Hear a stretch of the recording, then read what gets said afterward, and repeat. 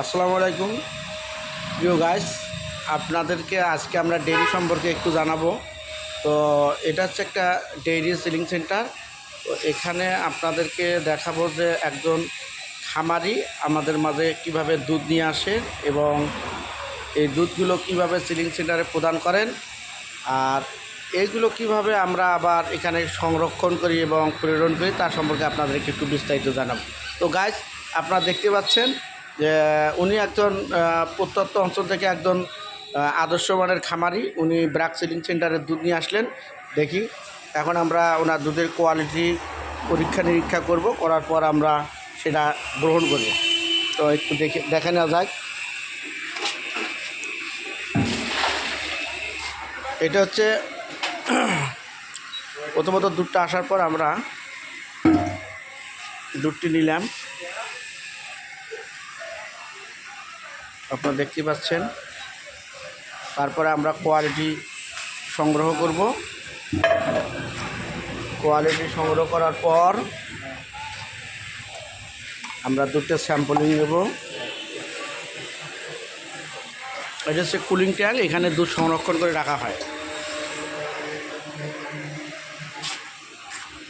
এইভাবে আমরা কোয়ালিটি সংগ্রহ করব অবশ্য। তো দেখতে পাচ্ছেন। তারপর আমরা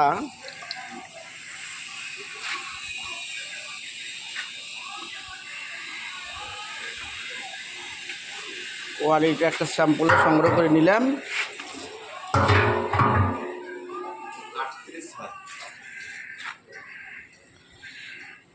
এবারকে আমরা কোয়ালিটিটা ল্যাবে নিয়ে যাব। এটা হচ্ছে ল্যাব রুম। ল্যাবে আমরা কোয়ালিটি টেস্ট করব। টেস্ট করার পর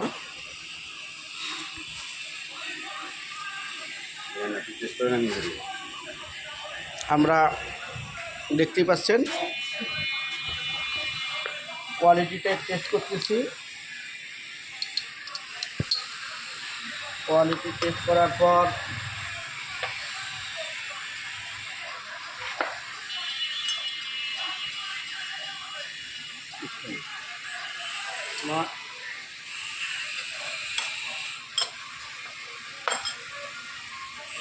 কোয়ালিটি টেস্ট করার পর আমরা দুধটা ভালো কি না এটা আমরা অবশ্যই দেখবো। এই খামারির নাম হচ্ছে আসাদুজ্জামান ডালিম। প্রতিনিয়তই এখানে দুধ দেয় 10 কিলো দুধ যাচ্ছে। উনি একজন ভালো খামারি। তো তাই আপনারা দেখতে পাচ্ছেন আমরা কীভাবে কোয়ালিটি সম্পূর্ণ দুধ নিয়ে থাকি। এই দুধগুলো আমরা মূলত এখানে ফ্রিজ করে রাখি। তারপরে দুধ আসলে তখন আমরা এটা ডেলিভারি ট্যাঙ্কারে আমরা আপাতত কোয়ালিটি টেস্ট করলাম। কোয়ালিটি টেস্ট করার পর দুধের গুণগত মান ভালো হওয়া গেল। আমরা নিচ্ছি। তারপর আমরা ঘনত্ব টেস্ট নাকি দুধের ননি টেস্ট করি। যেখানে আসলে যেহেতু মূল্যটা পায় দেওয়া হয়, এটা আমরা টেস্ট করে নেব। টেস্ট করে নেওয়ার পর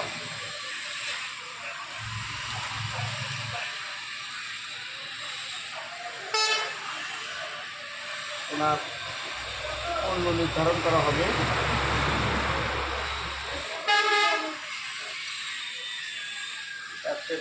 কেমিক্যাল আমরা এটার জন্য কেমিক্যাল ইউজ করি।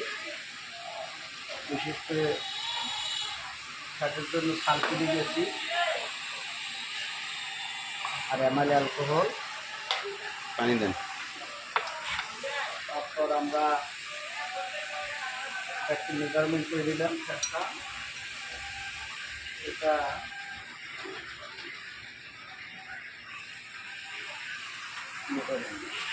এটাকে আমরা এখন দেব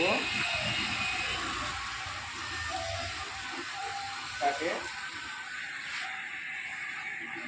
দেখতে পাচ্ছেন আপনারা।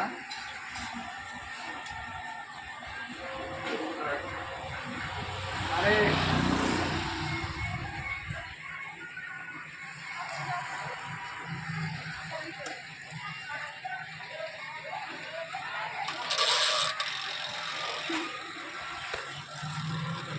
এটা হচ্ছে ফ্ল্যাট হচ্ছে